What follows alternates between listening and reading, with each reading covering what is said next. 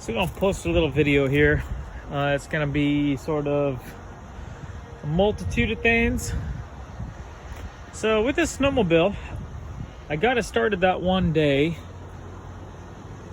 on one pole, and I've not got to start since, and it was a hard thing to start prior to that.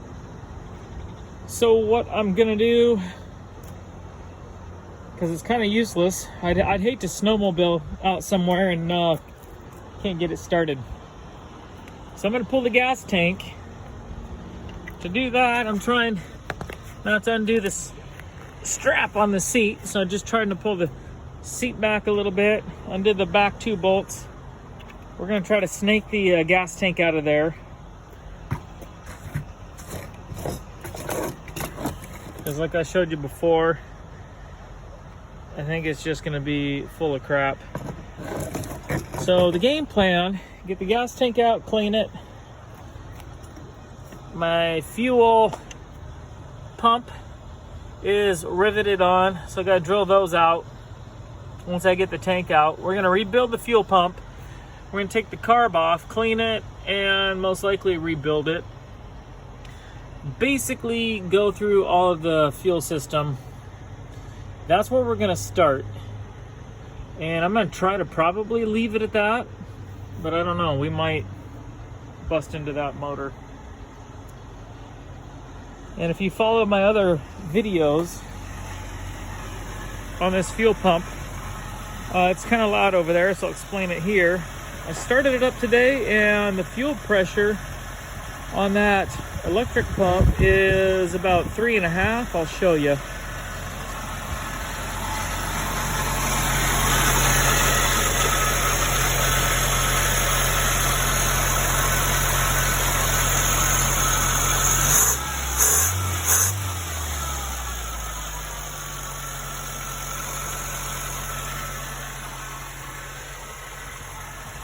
Well, now it's down to an even 3. When I first started, it's 3.5. So the first day there, I couldn't get it above 1. Maybe it just kind of had to prime. I don't know. So I might be happy with that pump. I don't know yet. So we'll go from there. The two sorry Toyotas. This one is developing a flat. So I thought I'd just let that run for a little while and turn my attentions towards this snowmobile. I didn't really want to get in depth, but if I can never start it, it's not really usable anyway. So I gotta remember, the top hose from the pump goes to the engine block, and the one that comes out the side here goes up to the tank. Could be, I know I had on my last pump, and I haven't looked into how this works, but it could be that it's got some sort of a leak at the block. I'm not sure how these cats work. I know one of my vintage snowmobiles actually used the pressure in the engine to run the fuel pump. I'm not saying this does, I'm saying I don't know. So we're gonna do this methodically and just rip the whole fuel system out. So I'm pretty sure gas is not supposed to be this color. Remind you, that's just pure gas, no oil. But surprisingly, I don't really see. Maybe I will when I empty this. Oh yeah. I don't know if it comes through. There are chunks. So needed to clean. I'm not saying that's my problem, but needed to clean. So I'll show you where I'm at here. There is some dirt in there. I think I'm gonna try to just leave that right there since it's riveted there so nicely. but I'll get a new screen. Not even sure it needs it, but I'll get one. And I got the carb off. And I'll tell you, the carb, there you can see it right there. The float bowl was full of fuel. So it's getting fuel. So I don't think that that was the problem. The gas that came out of the tank was dirty, but I don't think that that was the problem. But, you know, you don't know unless you look. I think I will just get a new one of these.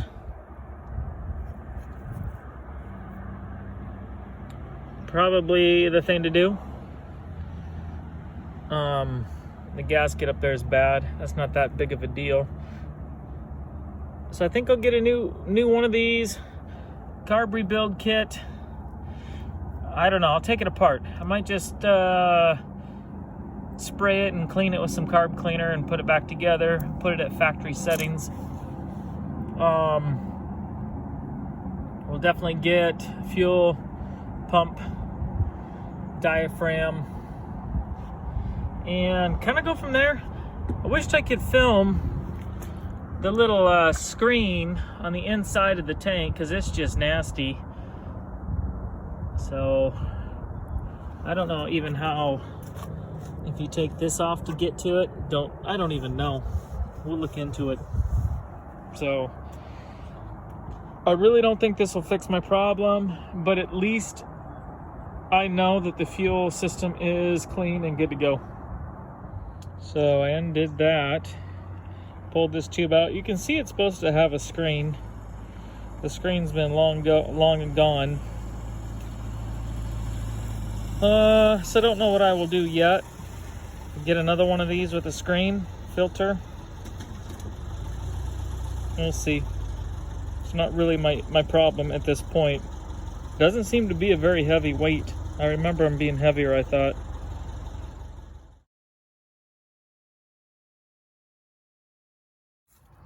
Here's a little issue, guys.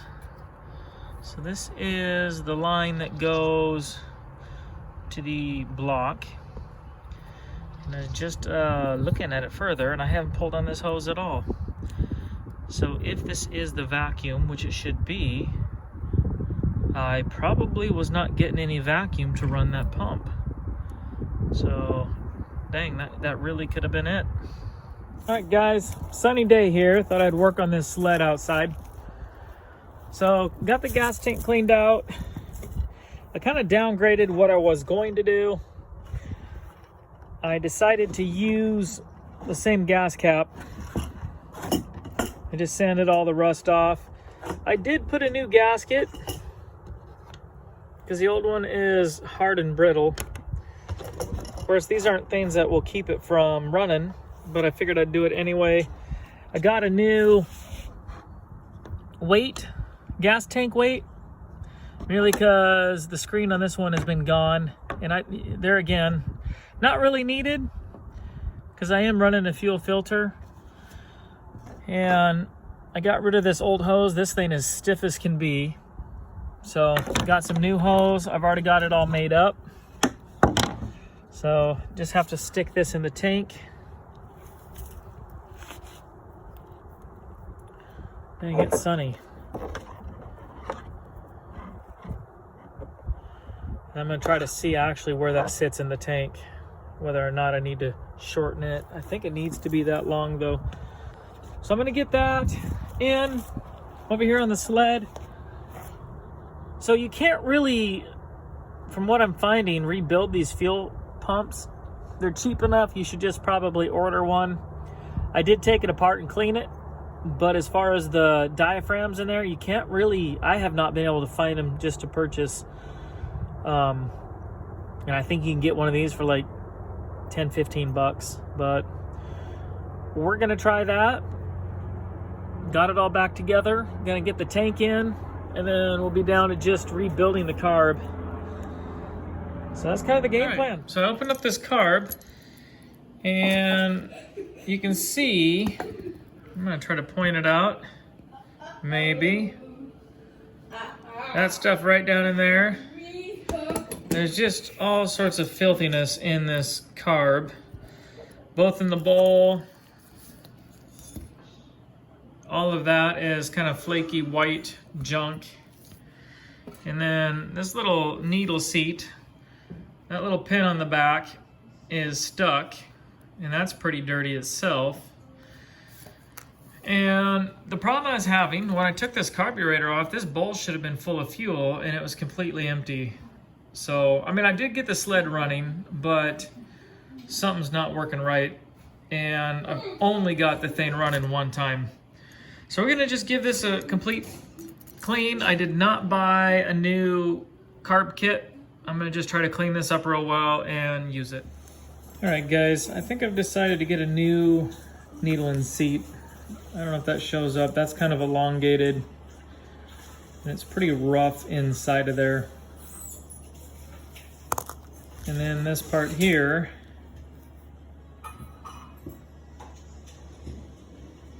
I've kind of got it unstuck, but it still from time to time will get stuck. So you can almost even see the damage there on the end. So I'm at least gonna get a new needle and seat and a new one of these gaskets here. I might even have one of these. So I'm gonna have to order that up. So it's gonna be a little bit more of a delay than I thought on getting this done. So we'll wait for those parts.